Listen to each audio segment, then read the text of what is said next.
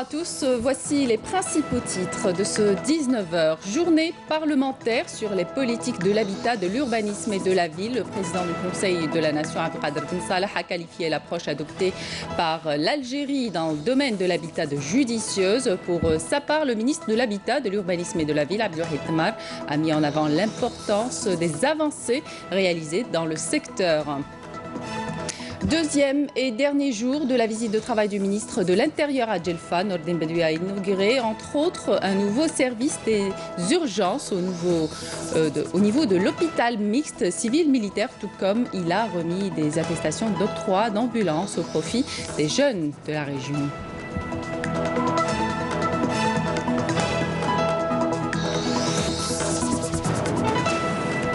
La modernisation de nos banques à l'ordre du jour d'une journée consacrée ce mardi par les banquiers aux réalisations et aux perspectives du secteur bancaire. Le rôle des banques dans un financement durable de l'économie nationale est plus que jamais crucial. Les détails dans ce journal.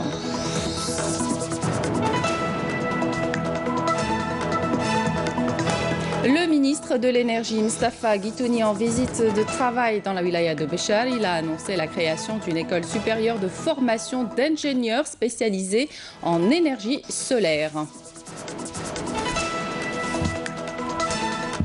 Bienvenue à tous. Lors d'une journée parlementaire sur les politiques de l'habitat, de l'urbanisme et de la ville, le président du Conseil de la Nation, Abdelkader Ben Salah, a qualifié l'approche adoptée par l'Algérie dans le domaine de l'habitat de judicieuse, car prenant en charge définitivement les préoccupations des citoyens pour l'obtention d'un logement décent.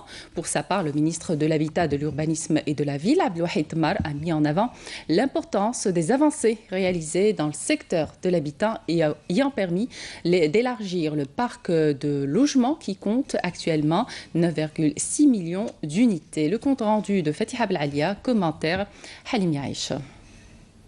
La journée d'études parlementaires organisée au siège du Conseil de la Nation a permis de faire le point sur ce qui a été réalisé au niveau du secteur de l'habitat depuis 1999 et le constat fait de la sage gouvernance exercée par le président de la République dans ce domaine. Tous les chiffres disponibles indiquent que l'Algérie, sous la direction de son Excellence le Président de la République, a réellement tenu ses promesses en construisant des millions de logements. Nous assurons également que les réalisations dans le secteur de l'habitat et dans d'autres secteurs et toutes les retombées positives pour le citoyen ont été à la base de la stabilité qu'a connue le pays. Selon le premier responsable du secteur, plus de 4 millions d'unités de logements ont été réalisées, toutes formules confondues. De nouvelles normes et mesures seront prises pour les prochaines formules avec de nouveaux textes législatifs et organisationnels. Il sera procédé à l'encouragement de l'utilisation de la production nationale pour la construction et la diminution progressive de l'importation des matériaux de construction, la facilitation d'accès aux personnes aux besoins spécifiques pour les espaces extérieurs et les équipements publics, le respect des conditions de sécurité au niveau des chantiers et l'adaptation du style de logement en fonction de la région et de ses traditions.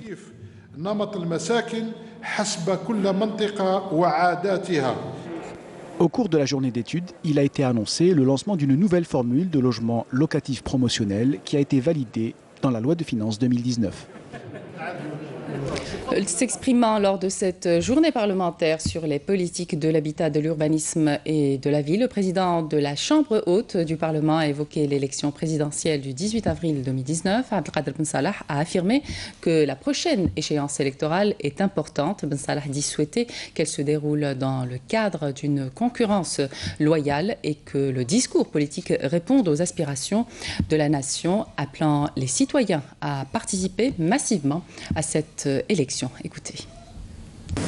بلادنا في هذه الأيام مقدمة على استحقاق وطني هام ستسبقه حملة انتخابية نأمل أن تتم في أجواء يسودها التنافس الشريف ويكون الفيصل فيها للبرامج والأفكار وأن يرقى الخطاب السياسي أثناءها إلى مستوى تطلعات الأمة. فإننا في هذه المناسبة إذ نتمنى من المواطن التعاطي إيجابيا معها فإننا نتمنى أيضا أن تكون هذه المشاركة قوية وترد بذلك على أولئك الذين يسعون إلى زرع اليأس في النفوس وتوجيه الأنظار في غير غاياتها من خلال إبعاد النقاش الساحة عن خارج دائرة البرامج التي يجب أن يدافع عنها الواحد والآخر من المتنافسين. Dans l'actualité parlementaire également, cette réunion du bureau de l'Assemblée populaire nationale qui s'est tenue aujourd'hui en présence du président de l'Assemblée, Mouad Bouchareb.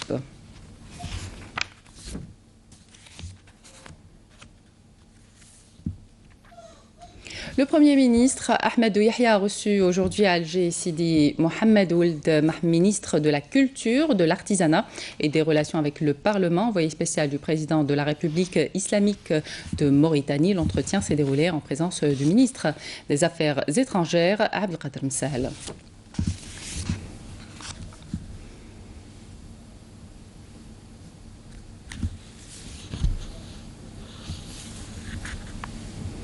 Le ministre mauritanien a également été reçu par Abdelkader Msahel. L'entretien a porté sur les relations bilatérales marquées par une dynamique accrue à la faveur de la concertation régulière entre les responsables des deux pays et les échanges qui connaissent une courbe ascendante, traduisant ainsi la volonté mutuelle du président de la République Abdelaziz Bouteflika et son frère Mohamed Ould Abdelaziz, président de la République islamique de Mauritanie, de conférer aux relations algéro-mauritaniennes un caractère d'excellence.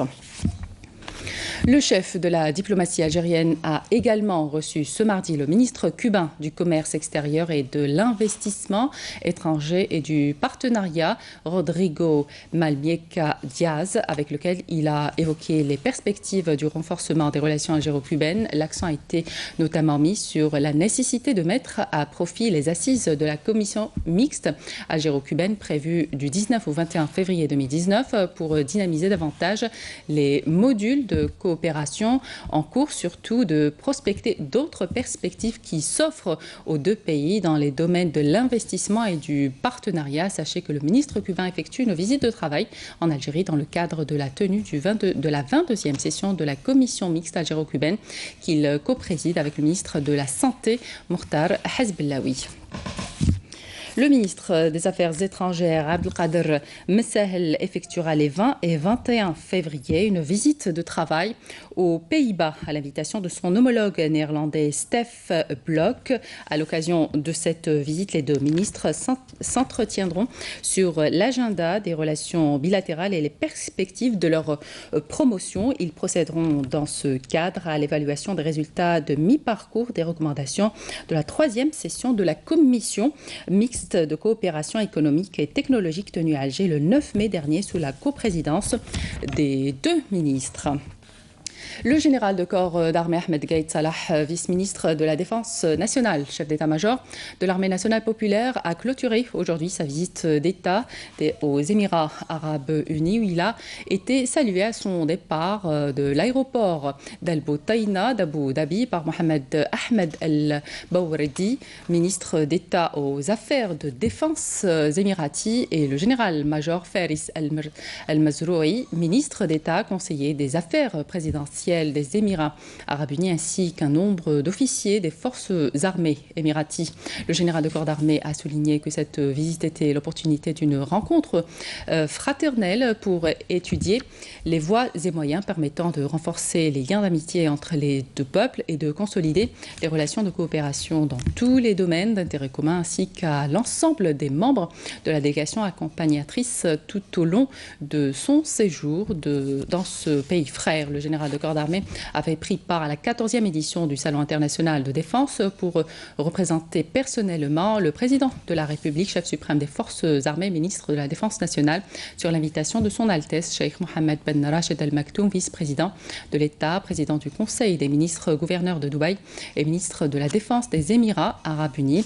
Une visite qui a constitué une occasion que le général de corps d'armée a saisie pour rencontrer de hauts responsables de l'État avec lesquels il a discuté de la réalité fluidité des relations bilatérales entre les deux pays et les voies de leur promotion, notamment en matière de coopération militaire, dont les fabrications militaires constituent un pilier central. Les deux parties ont également saisi cette opportunité pour valoriser l'excellente relation entre l'Algérie et les Émirats arabes unis. Le général de corps d'armée avait également visité de nombreux pavillons du Salon international de défense IDEX 2019 et du Salon naval de défense NAVDEX, où il s'est enquis des progrès que connaît le monde dans les domaines des technologies d'armement et de fabrication militaire en général. Au deuxième jour de sa visite de travail et d'inspection dans la wilaya de Djelfa, le ministre de l'Intérieur, des collectivités locales et de l'aménagement du territoire, accompagné des ministres des Ressources en eau et des Travaux publics et des Transports, Hossein Assib et Abdelghani Zahlan, a inspecté quelques équipements publics et des centres socio-éducatifs comme la nouvelle annexe de la mairie, un lycée au niveau d'un pôle urbain, Ouari Boumedienne, mais également de groupements scolaires et une piscine.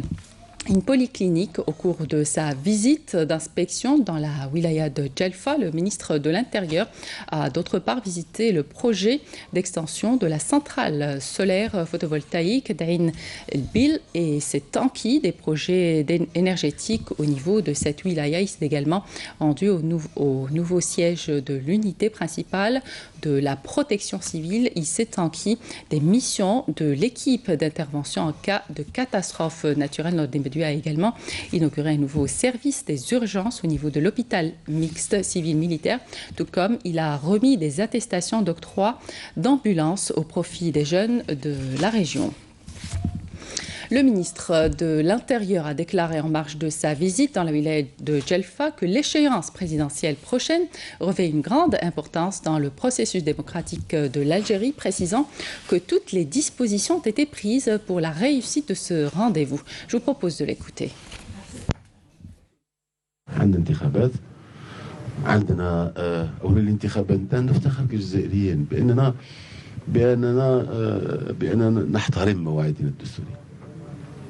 هذا مكسب عظيم، مكسب عظيم. هذه المكاسب وهذه القيم التي كرسها سيد رئيس الجمهورية، وهذه القيم التي أصبحت مكرسة في المجتمع الجزائري دستوريا، أو من أكبر المكاسب. وهذه الجزائر الكبيرة والشاسعة والعظيمة تحتضن أبنائها جميعا بمختلف أفكارهم وبمختلف توجهاتهم.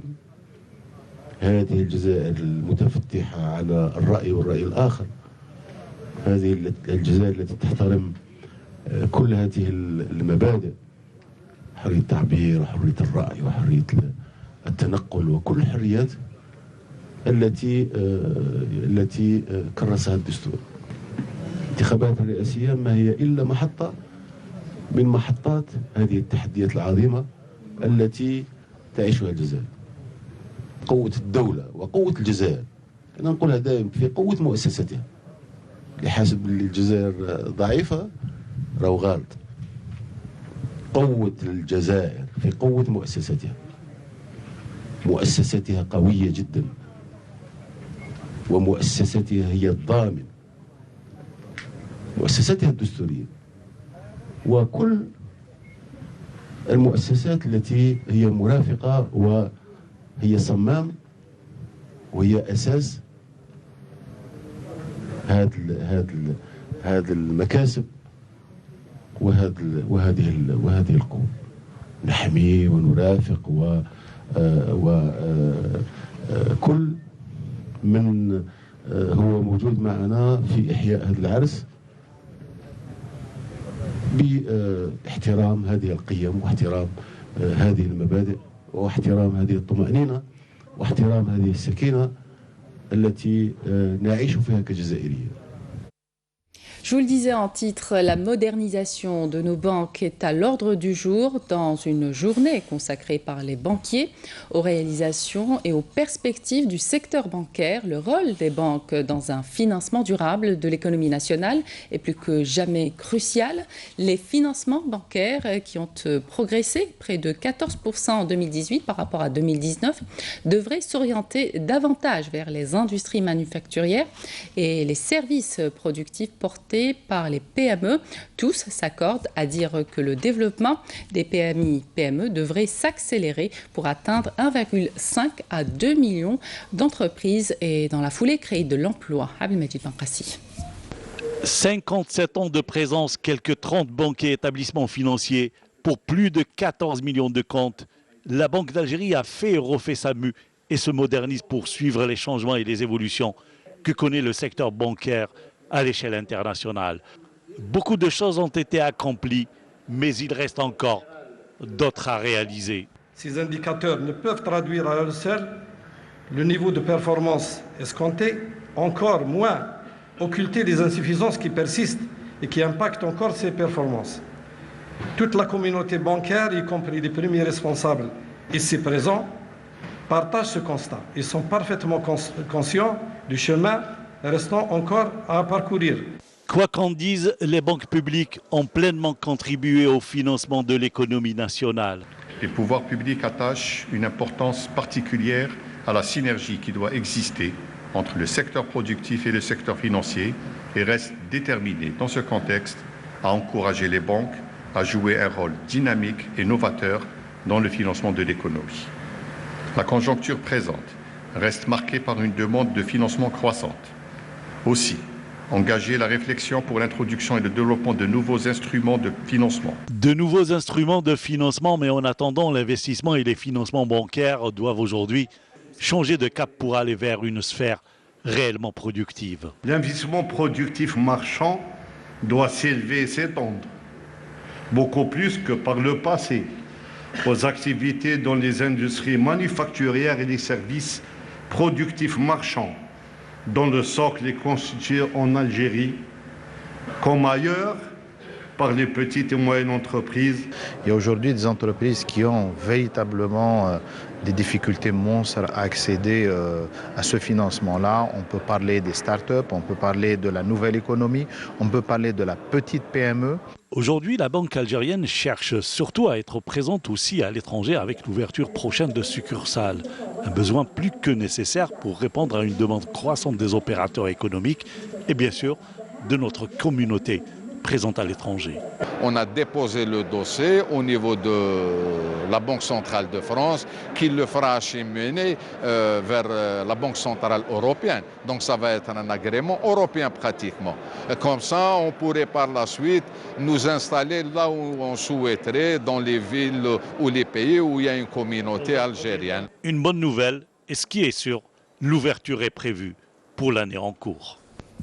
Le ministre de la Communication, Jamel Kawan, a reçu aujourd'hui le directeur général de l'Union africaine des radios, Grégoire Andjaka. L'entretien s'est déroulé en présence du directeur général de la télévision algérienne, Taoufik Khaladi, et le directeur général de la TDA, Chokri Sahnine. L'occasion de revenir sur les efforts de l'Algérie en faveur des échanges de programmes entre les pays africains.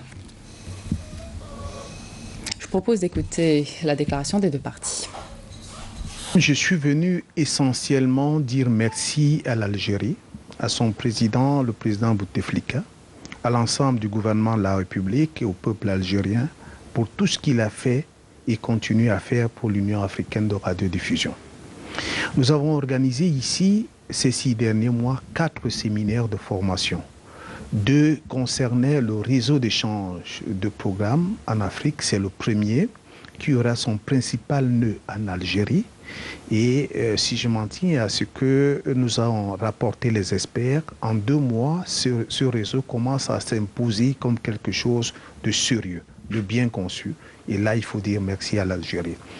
Et sur ce même plan, il faudrait dire que le gouvernement algérien a pris la bonne décision, la très bonne décision de nous construire ici un centre d'échange de programmes. بأن بلادنا كان لها عمل جبار منذ نشأة الاتحاد الإفريقي للبث والتبادل الإذاعي والتلفزي. وكما تعلمون العاصمة الجزائرية تحتضن مركز تبادل البرامج، وراح يكون بعد أيام قليلة إن شاء الله صرح جديد ليكون مبنى جديد، يكون مركز لهذه التبادلات بين الإذاعات والتلفزيات الإفريقية.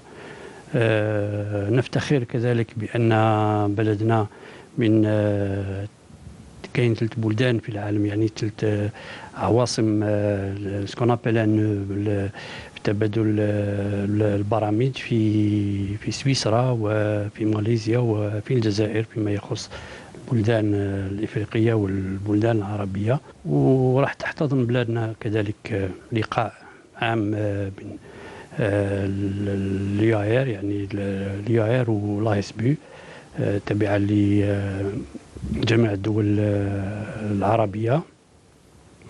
وفي المحادثات كانت لنا ثاني فرصة باش نطرقوا على حق المواطن الجزائري بصفة خاصة والمواطن الإفريقي بصفة عامة، باش يعني يتبعوا المنافسات الرياضية وبالخصوص منافسات كرة القدم اللي تعرفوا بكرة القدم الشهرة تاعها، ويكون عندهم الحق باش يشوفوا المنافسات دون ضغط او من دو كيلك ناتور كي سوا، يعني من جهات خارجه من اطار الاقليم الافريقي.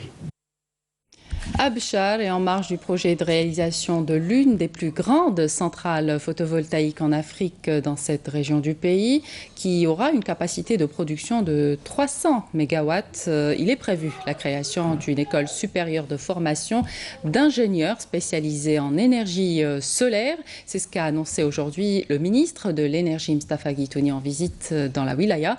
Le but, développer l'exploitation et l'utilisation de cette énergie renouvelable. Selm Kasser. Mostafa Guitouni, en visite dans la wilaya, a affirmé que la création d'une école spécialisée destinée aux enfants du Sud notamment va certainement être d'un apport très important au développement de l'énergie solaire, tant dans le sud du pays que dans d'autres régions, lors d'une cérémonie de lancement du projet d'un centre culturel et sportif de l'entreprise nationale Naftal au nord de Béchar. وبالتعليمات نتاع فخامة رئيس الجمهورية سي عبد العزيز بوتفليقة دارت 4 نتاع لي زانستيتيو في الصحراء باش يفورميو ولادنا تاع الجنوب الكبير باش يخدموا في لي انستالاسيون في لي باز pétrolière. Je voudrais aussi qu'on réfléchisse à faire une école sur le solaire parce que la plus grande station solaire qui est de 300 MW, elle va être installée à Béchar. Le ministre a également donné le coup d'envoi de la réalisation d'un dépôt de carburant Naftal dans la région de Toumiat d'une capacité de stockage de 21 000 mètres cubes et qui est réalisé loin des lieux d'habitation. Tous ces dépôts de carburant qui sont à côté des agglomérations seront délocalisés pour éviter tout incident. Et il n'y aura plus de dépôt de carburant en milieu urbain.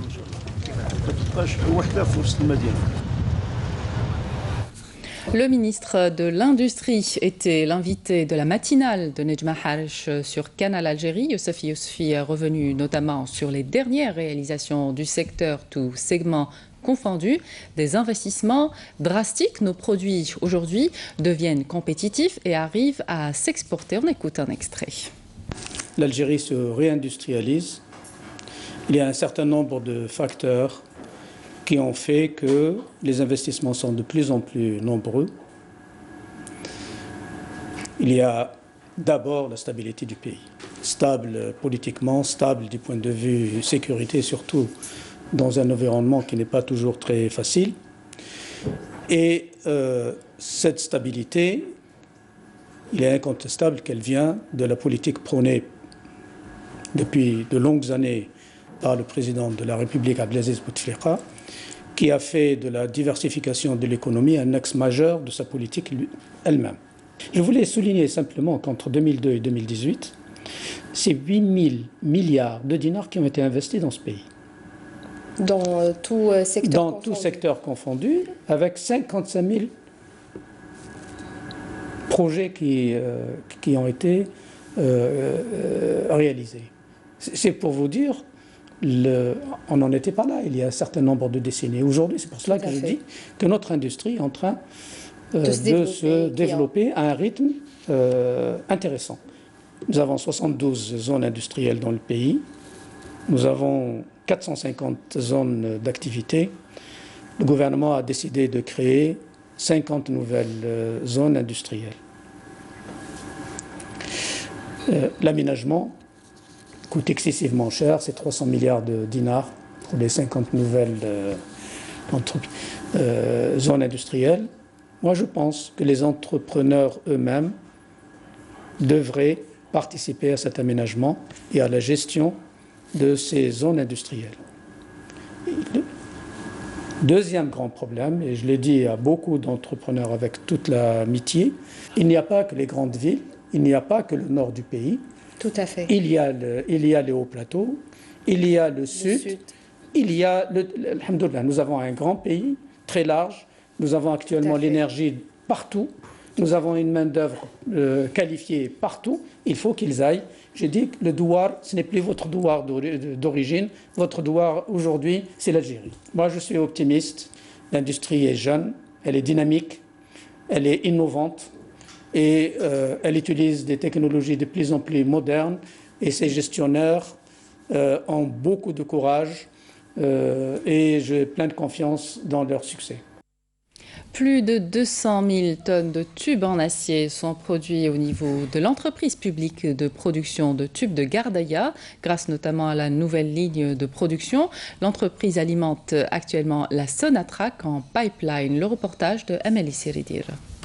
Entrée en service il y a déjà quelques temps, la nouvelle ligne de production de l'entreprise publique de fabrication de tubes de Gardaya a permis de doubler la production et de mettre sur le marché un produit de qualité qui répond aux normes internationales. Auparavant, avec les anciennes machines, on produisait 100 000 tonnes. Actuellement, nous sommes à 200 000 tonnes grâce à la nouvelle ligne de production avec une nouvelle technique de soudage. On fabrique actuellement une certaine épaisseur de tubes qu'on importait de l'étranger. Et maintenant, grâce à cette nouvelle ligne de production, notre produit répond aux normes internationales. L'entreprise fabrique des tubes en acier de plusieurs calibres, avec une main-d'œuvre qualifiée 100% algérienne. Elle offre également la chance aux stagiaires des centres de formation de la région d'acquérir de l'expérience. J'ai suivi une formation de tourneur-fraiseur et cela fait 3 mois que je suis en stage dans cette entreprise où j'ai beaucoup appris. Nous allons suivre un stage d'1 année ici à Alpha Pipe où nous allons apprendre beaucoup de choses. Plus de 150 stagiaires suivent une formation au niveau de notre entreprise dans différentes spécialités, fraisage, tournage, génie mécanique et soudage. Il s'agit d'un programme tracé par la wilaya. Grâce à la nouvelle politique mise en place, l'entreprise algérienne de fabrication de tubes en acier concurrence les entreprises étrangères. D'ailleurs, elle alimente la Sonatrach en pipeline. L'Institut spécialisé dans la formation des métiers de l'énergie et de l'électricité de Rouiba, un pôle d'excellence, un centre issu de la coopération algéro-française et qui enseigne l'efficacité énergétique et des automatismes. Objectif, développer une formation professionnelle de pointe. On vous propose une immersion dans ce centre avec Amel Messaïd. وهذا درناه كومان كابتور نورمالمون نديرو كابتور تاع الفراسون درنا فلوتور. Amir étudie l'électricité à l'institut spécialisé dans la formation des métiers de l'énergie et de l'électricité de Rouiba à Alger. Donc حنا هنا نقراو l'électricité industrielle et l'automatisme. Il existe à travers le territoire national plusieurs centres de formation en électricité. Mais ce pôle d'excellence a une particularité, l'efficacité énergétique. Ici, on inculque aux stagiaires les gestes professionnels et la technologie qui lui permet de rationaliser sa consommation et son usage de l'énergie électrique, l'usage quotidien. Pour mieux comprendre cette technologie, voici un exemple concret. Je donne l'exemple des cages d'escalier dans les bâtiments d'avant. On avait affaire à des minuteries. Une fois appuyé dessus, c'est programmé pour un certain temps, après c'est éteint. Maintenant, on travaille avec des détecteurs. Détecteurs qui réagissent aux vibrations. Avec une certaine fréquence, le détecteur capte une certaine fréquence à travers laquelle il enclenche un interrupteur ou un contact, un mini-contact, à travers une interface qui est installée dans la maison qui est censée être automatisée. Et ce contact agit sur ce qu'on veut, que ce soit l'éclairage, ou le chauffage, ou selon le besoin.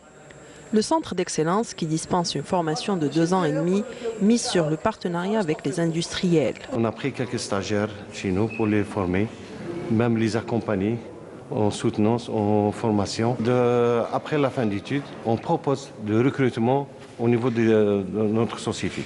Dans un contexte de développement rapide des technologies, le marché du travail est aujourd'hui plus que jamais demandeur de ces métiers de l'électricité automatisée. Surtout lorsqu'on sait que le programme dispensé dans ce centre est un programme issu de la coopération algéro-française. On a fait des stages ou bien des formations avec nos collègues français qui sont des profs techniques dans les lycées professionnels français. Mais quels sont les critères d'adhésion ? On avantage un peu les terminales, quoique la plupart de la population étudiante ici, c'est des bacheliers, voire même des masters qui sont là. Donc qu'ils soient terminales, maths, technologie, sciences de façon générale, sciences technologiques. Et il y a une présélection avant, c'est la présélection. La première, c'est la sélection de la spécialité. Et la deuxième, c'est la sélection définitive des stagiaires qui vont être reçus. C'est autour d'une commission, des jurys, qui est composée d'un représentant industriel tel que Schneider au SOMAV, qui est notre partenaire. Il y aura la partie française, l'expert français qui sera présent. Il y aura la partie Schneider qui sera présente parce que c'est notre partenaire officiel. Et il y aura nos enseignants qui seront présents. Le centre est d'une capacité de 144 places pédagogiques, mais actuellement il compte 2 promotions de 24 étudiants chacune. La première promotion sortira le mois de février en cours et selon certaines indiscrétions, tous les étudiants ont trouvé des recruteurs. Au plan sécuritaire, grâce à l'exploitation de renseignements, un détachement de l'armée nationale populaire a découvert hier, lors d'une opération de fouille et de ratissage menée près de la bande frontalière sud à Tamanrasset, une cache d'armes contenant une mitrailleuse de type Diktaryov, un fusil semi-automatique de type Simonov, un fusil à répétition, 8 obus de calibre 107 mm, 20 grenades FLG, 12 fusées ainsi que 1776 balles de différents calibres. Dans le même contexte, des détachements combinés de l'ANP ont arrêté 3 éléments de soutien au groupe terroriste à Tissemsilt, Alger et Blida. Un autre détachement a découvert et détruit 5 casemates pour terroristes, et ce lors d'une opération de fouille et de ratissage menée dans la localité de Ain Sour, wilaya de Ain Defla. D'autre part, des éléments de la gendarmerie nationale et des gardes frontières ont saisi 3 fusils de chasse et 3400 cartouches de différents calibres, alors que 17 immigrants clandestins de différentes nationalités ont été interceptés à Tiaret, Biskra et Ingzem, selon un communiqué du ministère de la Défense nationale. On revient ce soir sur la journée nationale du Shahid qui a été célébrée hier soir pour la première fois à Paris en présence de Moudjahidine, fils de Chouhada, et de membres du mouvement associatif, ainsi que celle de l'ambassadeur d'Algérie en France, Abdelkader Mesdoua, une soirée organisée par le Centre culturel algérien de Paris et le collectif citoyen de la communauté algérienne établie en France. La correspondance de Afef Blouchette.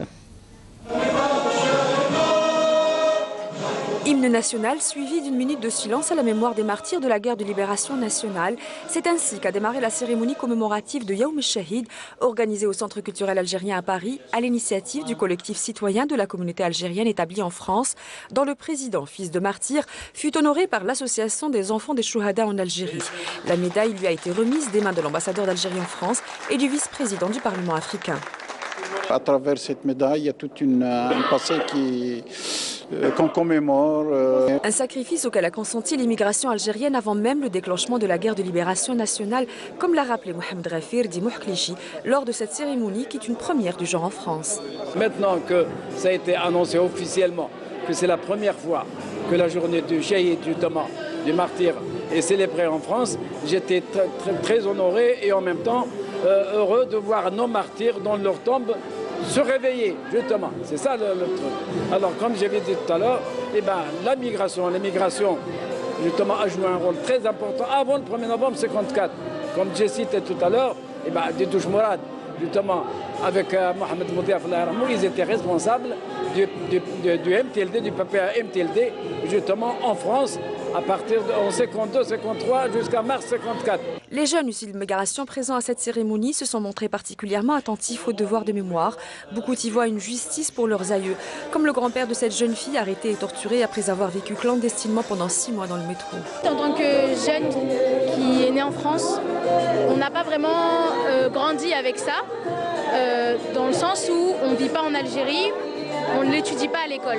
Mais en fait, ici, la plupart, on a tous de grands-parents, des arrière-grands-parents pour certains qui sont moudjahid. Et c'est un devoir pour nous de devoir se rappeler de ce qu'ils ont fait pour nous, pour nos parents, pour nos grands-parents, ce qu'ils ont fait pour notre pays. Aujourd'hui, cette journée de Shahid est pour moi un pas, mais vraiment, sur le devoir de mémoire, parce qu'on n'oublie pas, on doit savoir d'où on vient pour savoir où on va. Pour sa part, le président du Conseil national citoyen, Maher El-Ammari, a appelé cette nouvelle génération à reprendre le flambeau du 1er novembre 1954. Nous saisissons cette occasion pour saluer le contenu du message qui a été délivré aujourd'hui à la nation par le président de la République, qui met en relief l'attention particulière qu'il accorde au sacrifice consenti par le martyr et la lettre et l'esprit de novembre. Et c'est ça la continuité au profit de l'Algérie, au profit de la stabilité. Une cérémonie à laquelle était associé le collectif des Africains résidant en France Amis de l'Algérie, auquel le président de la nation a adressé une lettre de remerciement pour leur soutien aux efforts diplomatiques de notre pays en faveur de notre continent. Il y a beaucoup de choses que l'Algérie est en train de faire sur le continent qui sont ignorées. Je prendrai seulement l'exemple des enfants, de jeunes étudiants qui sont en Algérie, il y a plus de 14 000, mais personne n'en parle, mais combien qui font ça? Et c'est en musique qu'Alger fut célébrée à la fin de la cérémonie par la voix d'Amina Karaja, qui a merveilleusement repris les plus beaux titres du répertoire algérois.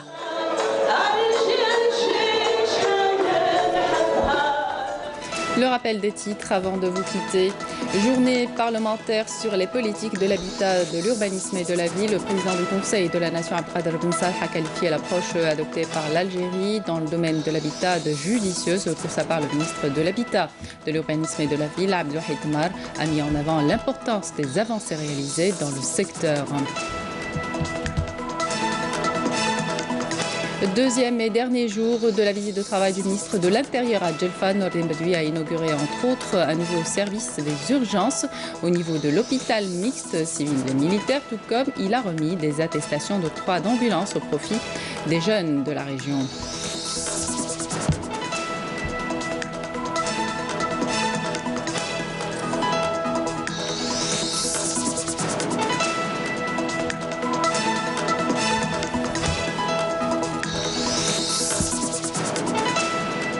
La modernisation de nos banques à l'ordre du jour d'une journée consacrée aujourd'hui par les banquiers aux réalisations et aux perspectives du secteur bancaire. Le rôle des banques dans un financement durable de l'économie nationale est plus que jamais crucial.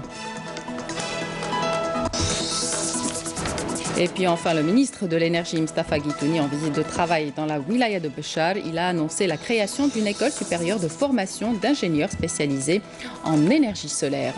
Et ainsi s'achève cette édition. Merci de votre attention. Vous pouvez toujours nous suivre sur les liens qui s'affichent sur votre petit écran. Excellente soirée sur Canal Algérie. Pour l'information, retrouvez demain Feria Lassari à midi. Je vous donne rendez-vous à 19h. Excellente soirée.